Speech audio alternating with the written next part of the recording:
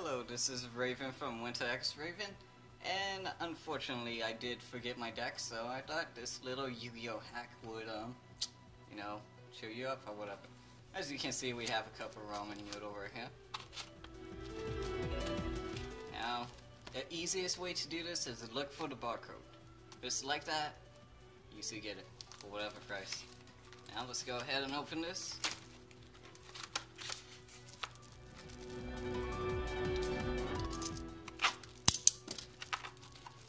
Okay, wait, that didn't work out no way.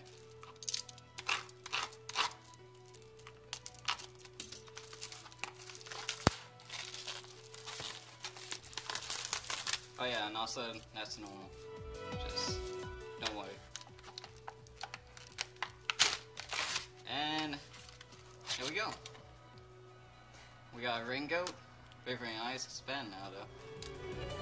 Nekroz Sophia, Ghost Ogre, Snow Rabbit, and Ghost Reaver. Looks like it's a Nekroz deck. Alright, so, let's begin. Okay, sorry about that. I found my deck, it was inside a cup, who would have known. So this is our full V3 in from D.3.S Raven, if you didn't already hear before. And this is my variant of the Nekroz deck.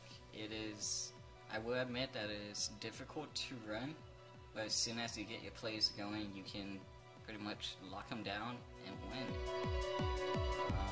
Yeah, let's go ahead and get through it! Okay, first monster is Nekroz of Clausolas. I like to use them a lot because I mainly search for my ritual spell cards this way. I don't run the Digines or the 1,000 hand mannequins or whatever the hell they are. I just run pure Nekroz. Now you throw this away, you get a Nekroz spell trap card to your hand, which they don't have any trap cards. And yeah, you can start doing plays. The secondary effect, while it's on the field, you can target one monster special summon from the extra deck and make its attack 0 and negate its effect. So yeah, makes a good defender if it's the only thing you have. Next we have Dance Princess of the Nekroz. Now, before I didn't use this card too much, but I saw like with the recent updates that it could be really good. It doesn't let your ritual Nekroz cards be targeted while it's face up on the field, and whenever it's sent to the graveyard by a card effect, tributed, you can add one of your banished Nekroz cards to your hand, so you can do a lot of cool stuff with that. Oh, before I forget, 1600 attack, 800 defense. The Clausolas had 1200 attack, not a really good attacker, but 2300 defense. Next up, we have Great Sorcerer of the Nekroz. Whenever he's tributed tributed by a card effect, you can add one spellcaster ritual monster from your deck to your hand. So you can easily bring out Clausolas and throw away to make a couple of ritual plays. Whenever it's banished, in case you don't know, Nekroz spell cards, they can search out other spell cards by banishing a monster and itself from the graveyard. So whenever this card is banished, you basically throw away a Nekroz card from your deck to the graveyard. Nothing more, nothing less. 1500 attack, 800 defense. Unicore! Sorry, Nekroz of Unicore. A little cool one, 2300 attack, 1000 defense. So it's not the strongest, but the effect is so awesome. What you can do is, while in the hand, you can throw away to add a Nekroz card from your graveyard to your hand. And while it's on the field, all monsters special summoned from the extra deck lose their effects. That's great. Now to the level 5s. We have Exa Enforcer of the Nekroz.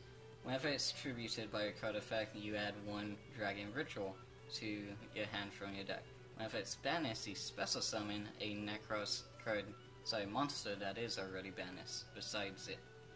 Now it's 2000 attack, 1000 defense.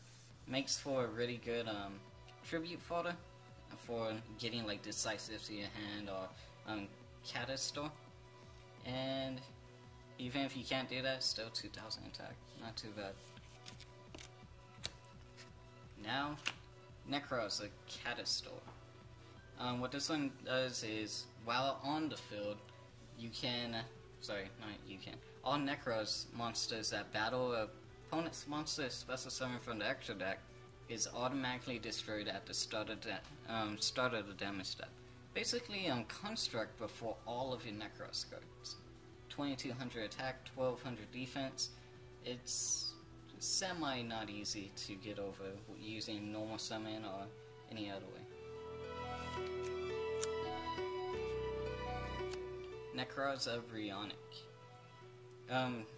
Also, whenever you throw away Catastor from your hand, you get to special summon one Nekroz card from your graveyard. Personally, I almost forgot it because I don't use it ever. Brionic. You can throw this card away to add one Nekroz monster from your deck to your hand. If you don't have Clausolas, then you can easily throw him away, bring it to your hand, throw away Clausolas, and ritual summon. The secondary effect is you can target 2 face-up monsters on the field, special summon from the extra deck, and shuffle them back into the deck. So pretty cool. 2300 attack, 1400 defense. Next up, personally one of my favorite, Gungnir. Now, 2500 attack, 1700 defense, that's already a pretty strong monster. In your hand, you can throw it away to protect a Nekroz monster from being destroyed by battle or card effects this turn. Now, the secondary effect, while it's on the field, during either player's turn, you discard one Nekroz card from your hand to destroy any card on the field. It's really good if they're planning to XYZ, or if they already do. You can easily destroy it. Alright, next we have Valkyrus, the level 8. And 2900 attack, 1700 defense. Really not a bad card in general. Whenever your opponent declares an attack, you can throw this card away and banish one Nekroz card in your graveyard to negate the attack in the battle phase. While on the field, you can tribute 2 monsters from your hand and or side of the field, and if you do, you draw that mini card. So you can easily tribute the Great Sorcerer, get a Spellcaster Ritual to your hand, or that one and the Dragon, get 2 Ritual monsters straight from your deck to your hand. Pretty cool. Trishula. It's in the hand, whenever your opponent activates an effect that would target a Nekroz, you can throw it away to negate and destroy that card.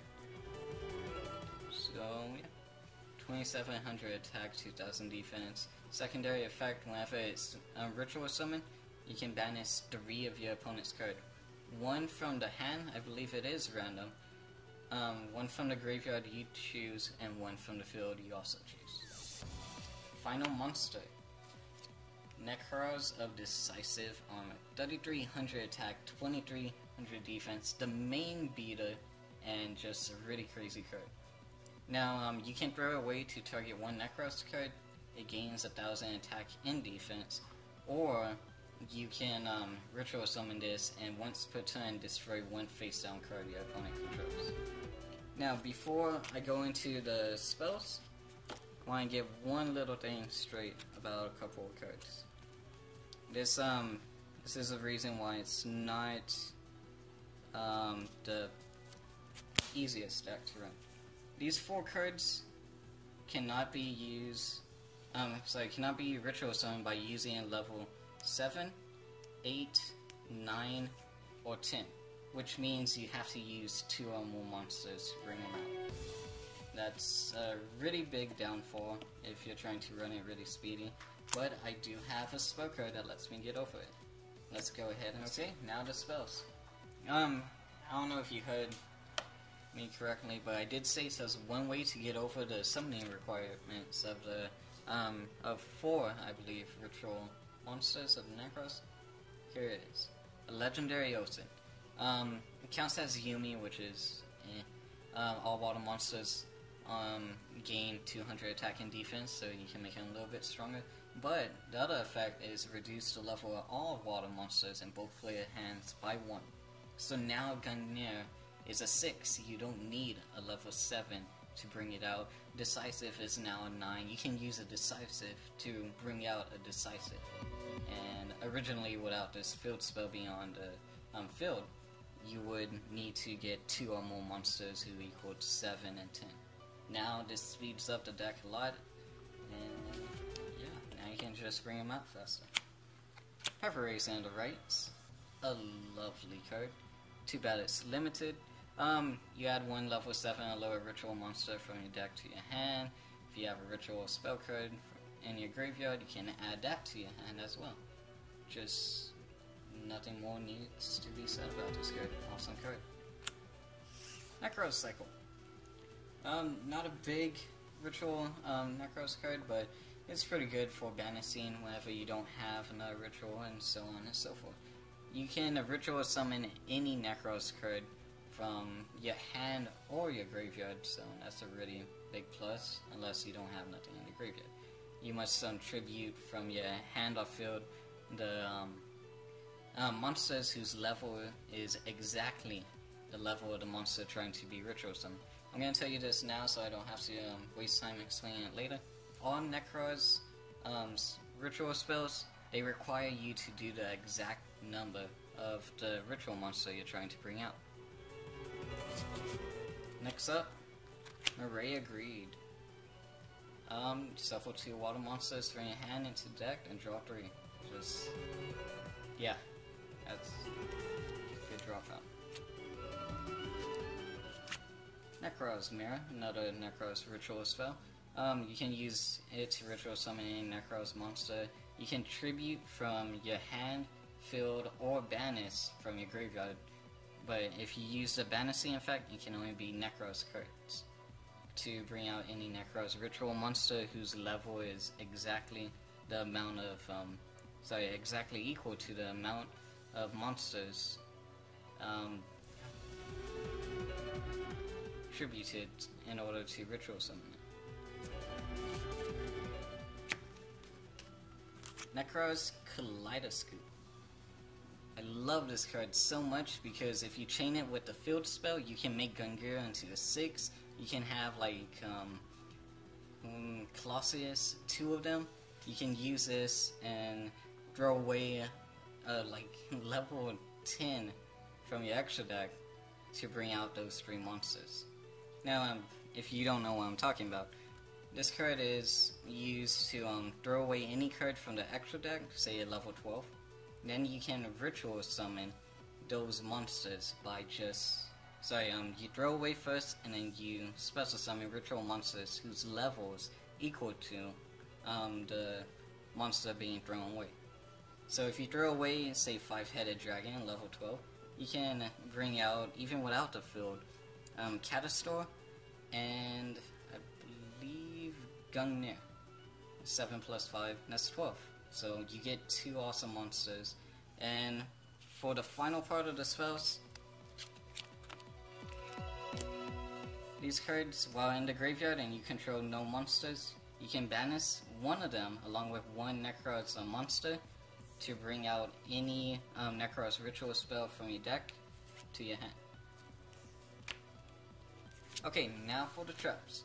I run 3 Reckless, sorry that one wasn't upside down for some reason. You draw 2, then you skip the next 2 draw phases. If you chain this with Moray, like keep Moray in your hand, then even though you're not drawing for 2 draw steps, you still have Moray in case you get into a bind.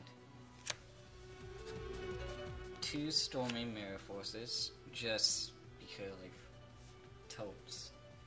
Whenever your opponent declares an attack on one of the monsters, you return all of the face-up attack position monsters back to the hand. Needless to say, awesome card.